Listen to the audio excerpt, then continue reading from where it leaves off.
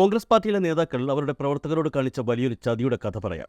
2014 അരുണാചൽ പ്രദേശിൽ തെരഞ്ഞെടുപ്പ് നടന്നു. 60 സീറ്റുള്ള നിയമസഭയിൽ 42 സീറ്റ് നേടി കോൺഗ്രസ് അധികാരത്തിലെത്തി. അതായത് 70% സീറ്റുകളും കോൺഗ്രസ് നേടി.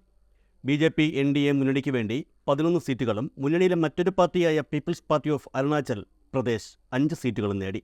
കൂടാതെ 2 സ്വതന്ത്ര സ്ഥാനാർത്ഥികളും വിജയിച്ചു.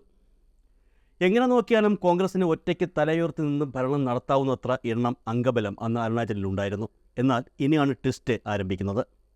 സർക്കാർ 2 വർഷമാവുമ്പോഴേക്കും പാർട്ടിയിൽ അധികാരത്തിന് വേണ്ടിയുള്ള ആഭ്യന്തര കലകം തുടങ്ങുന്നു. ഹൈക്കമാൻഡ് ഇടപെട്ട് ഒടുവിൽ പരിഹാരം കണ്ടു. അതിന് പ്രകാരം പേമ ഖണ്ഡുവിനെ മുഖ്യമന്ത്രിയായി പ്രഖ്യാപിക്കുന്നു. പേമ ഖണ്ഡു മുഖ്യമന്ത്രി സ്ഥാനം ഏറ്റെടുത്ത് 2 മാസം കഴിഞ്ഞപ്പോൾ പാർട്ടിയിലെ 42 MLA-മാരെ, അതായത് പാർട്ടിയുടെ മുഴുവൻ MLA-മാരെയും കൂട്ടി ആദ്യം NDA സഖ്യകക്ഷിയായ പീപ്പിൾസ് പാർട്ടി ഓഫ് അരുണാചൽ പ്രദേശിലും അവിടെ നേരിട്ട് BJP-യിലും ചേരുന്നു. ഓർക്കണം, കോൺഗ്രസിന് നിയമസഭയിലെ 3/4 പങ്ക് സീറ്റുകളും ജനങ്ങൾ നൽകിയ ഒരു സംസ്ഥാനമാണ് അരുണാചൽ പ്രദേശ്.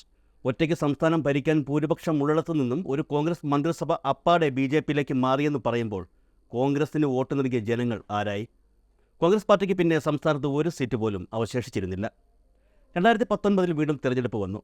ഈ ഉളുപ്പില്ലായ്മ കാണിച്ച കോൺഗ്രസിന് എന്നിട്ട് 4 സീറ്റുകൾ കൊടുക്കാൻ ജനങ്ങളുണ്ടായിരുന്നു. ഒരുപക്ഷെ അവർക്ക് വേറെ ചോയ്സുകൾ ഇല്ലായിരുന്നിരിക്കാം. പഴയ കോൺഗ്രസ് മുഖ്യമന്ത്രി പേമ ഖണ്ഡു തന്നെ BJP-ക്ക് വേണ്ടി 5 കൊല്ലം സംസ്ഥാനം ഭരിച്ചു. ഇപ്പോൾ വീണ്ടും നിയമസഭാ തെരഞ്ഞെടുപ്പ് പ്രഖ്യാപിച്ചിരിക്കുകയാണ്. അപ്പോഴോ ഇപ്രാവശ്യം അവശേഷിച്ച 4 കോൺഗ്രസ് MLA-മാരിൽ 3 പേർ BJP-യിലേക്ക് ചാടി. ഇക്കഴിഞ്ഞ 27-നായിരുന്നു അരുണാചൽ നിയമസഭയിലേക്കുള്ള നോമിനേഷൻ കൊടുക്കേണ്ട അവസാന തീയതി. അവിടെ പേമ ഖണ്ഡുവിനെതിരെ അടക്കം 5 മണ്ഡലങ്ങളിൽ BJP-ക്കെതിരെ കോൺഗ്രസ് സ്ഥാനാർത്ഥികളെ നിർത്തിയില്ല. തെരഞ്ഞെടുപ്പിന് മുന്നേ തന്നെ BJP സ്ഥാനാർത്ഥികൾ ജയിച്ചു കഴിഞ്ഞിരുന്നു. ചുരുക്കി പറഞ്ഞാൽ മോദി അധികാരത്തിൽ കയറുന്ന സമയത്ത് 2014 70% സീറ്റുകളോടെ ഒറ്റയ്ക്ക് സംസ്ഥാനം ഭരിച്ചിരുന്ന കോൺഗ്രസിന് ഇന്ന് BJP-ക്കെതിരെ നിർത്താൻ ഒരു സ്ഥാനാർത്ഥി പോലുമില്ല. ഒരു മന്ത്രിസഭ അപ്പാടെ BJP ആവുന്നതൊക്കെ നമ്മൾ കണ്ടത് സ്വപ്നം കണ്ടതുപോലെയാണ്.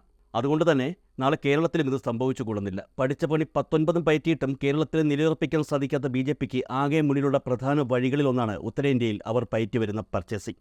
അധികാരമുള്ള സംസ്ഥാനത്ത് പോലും മന്ത്രിസഭയാകെ BJP-യാക്കി മാറ്റിയ കോൺഗ്രസ് നേതാക്കളുള്ളപ്പോൾ കേരളത്തിലെ കോൺഗ്രസ് നേതാക്കളെ പർച്ചേസ് ചെയ്യാൻ BJP-ക്ക് കഴിയില്ലെന്ന് ഉറപ്പിച്ചു പറയാനും കഴിയില്ല.